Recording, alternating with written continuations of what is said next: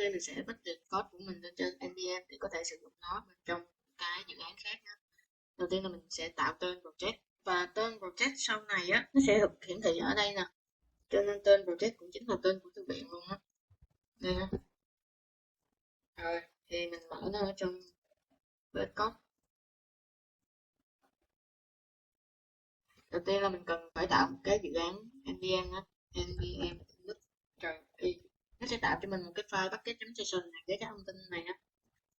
Rồi bây giờ mình xem ở chỗ main này nè, chính là file index.js. Thì mình tạo một cái file index.js. Thì ở đây mình đã chuẩn bị sẵn cái thư viện của mình rồi. Nó là về việc gợi ý tiền thanh toán khi mà chúng ta thanh toán bằng tiền mặt thôi. Thì mình dán cái đoạn code này vào đây. Lưu ý là đối với cái function này, chúng ta cần phải thêm chữ export đằng trước nhá. Thì sau này mình mới có thể sử dụng được. Và đi cùng với cái export á, là chúng ta cần phải đi qua đây thêm một cái là style bằng module nhé. Một cái quan trọng nữa đó chính là khai báo về kiểu dữ liệu của cái function này. Chúng ta sẽ đọc là index.d.ts. Rồi mình sẽ copy hết cái này bỏ qua đây. Nhưng mà ở đây mình sẽ không có cái phần này nhá, xóa đi. Mình sẽ khai báo kiểu dữ liệu cho nó.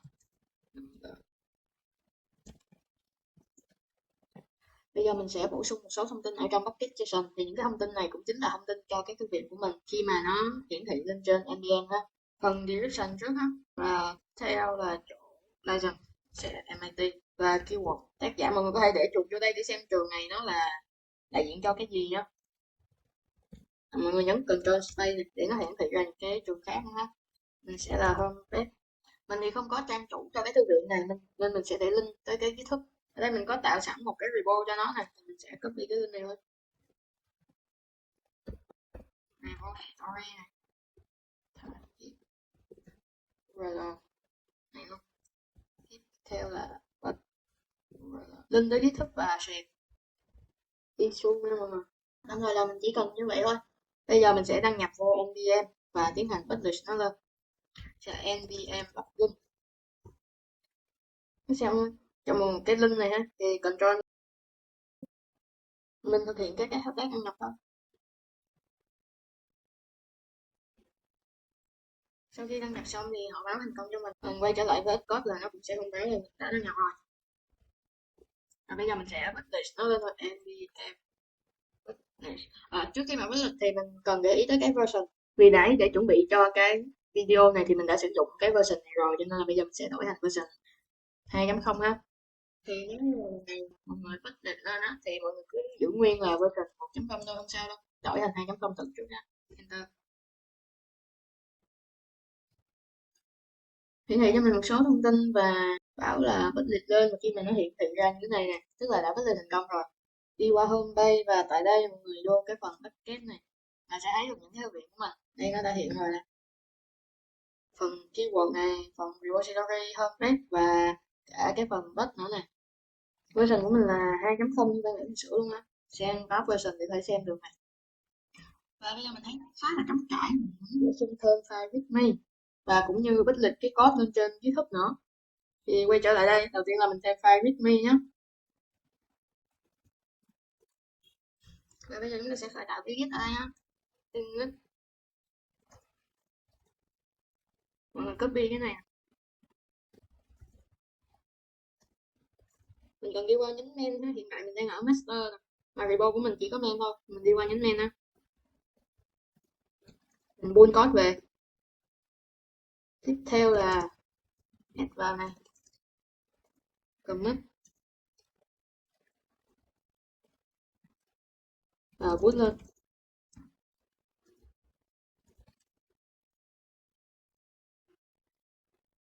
Đây là trang này, đây nó đã hiện lên rồi. Tải thư viện này về và dùng thử. Đi ra đây ha, mình tạo một cái thư mục mới tên là test.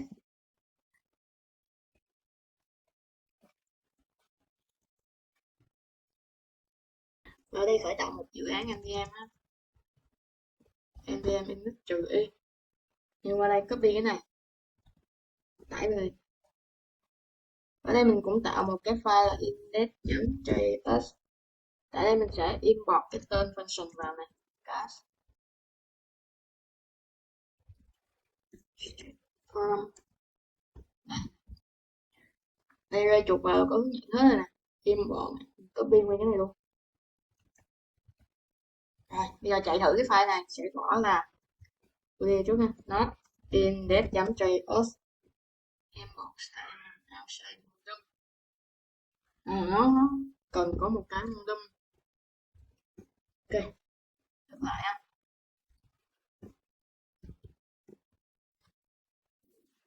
Ban nãy mình sửa lại cái bọt nữa, quên mất. Thử lại này.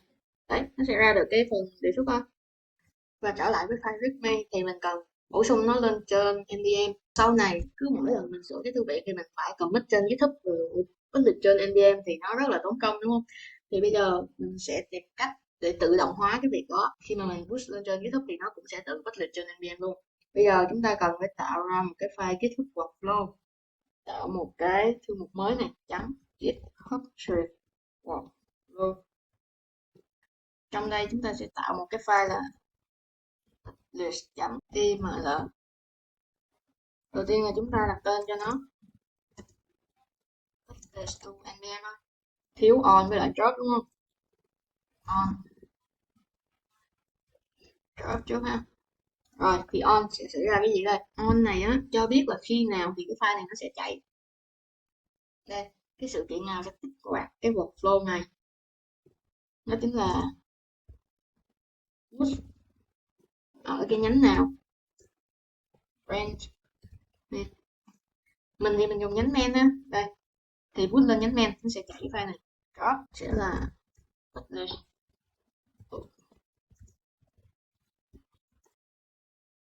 Mình gõ Ctrl Space rồi nó sẽ đề xuất ha. Và step tên cho cái step này.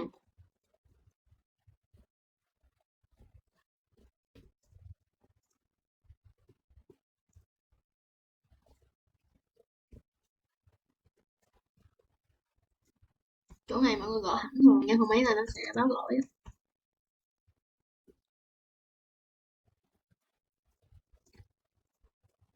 Những cái này nó mang tính thủ tục thôi á, mọi người cứ gõ vô đây, một lát mình sẽ giải thích sau.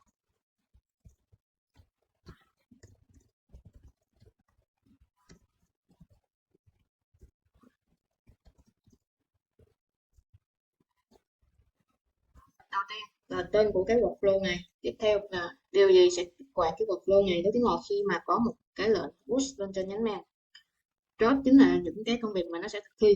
Đầu tiên là setup cái môi trường để chạy này, tiếp theo là check out code của mình và version của cái Node.js, tiếp theo là npm install để tải các dependency và cuối cùng là publish to npm. Thì những cái lệnh này thì chắc mà mọi người thấy quen rồi này, npm install và cái lệnh để publish nó lên trên npm và npm publish ban nãy mình có gõ rồi ấy. Thì bây giờ mình thử commit lên trên GitHub xem nó có tự update không. Thì bây giờ mình cần sửa version trước á, mỗi lần update mà update cùng một version là sẽ báo lỗi ấy, cho nên là đổi tăng version lên.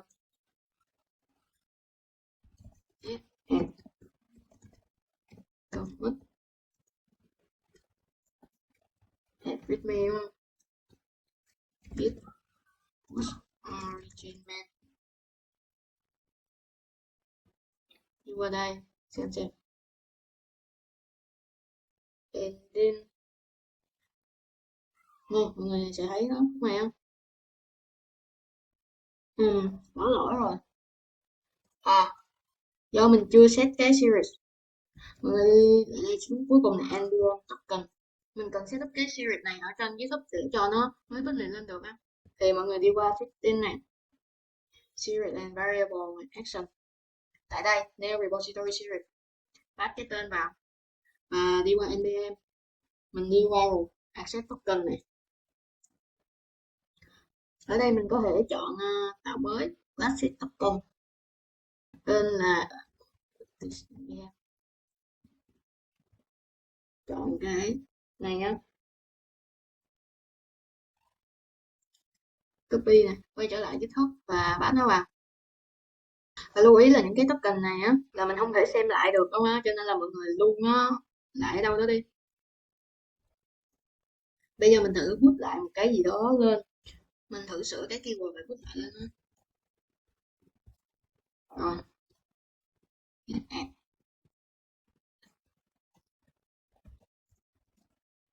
update keyword và push origin man. Tải lại tên. Đây mọi người sẽ thấy cái chữ banding này, nhấn vào detail. hoặc là mình có thể đi qua tab action cũng được. Đây sẽ có những cái action mà nó đã thực hiện này, update keyword dẫn nguồn. Đấy, báo thành công rồi nè. Bây giờ update được á, thử xem 2.0.1 rồi đã update được cái mới payment nomination. Đó, thế thôi. Nghĩa là từ bây giờ khi mà mọi người commit lên trên kết thúc thì nó sẽ tự publish lên trên NPM cho mọi người luôn.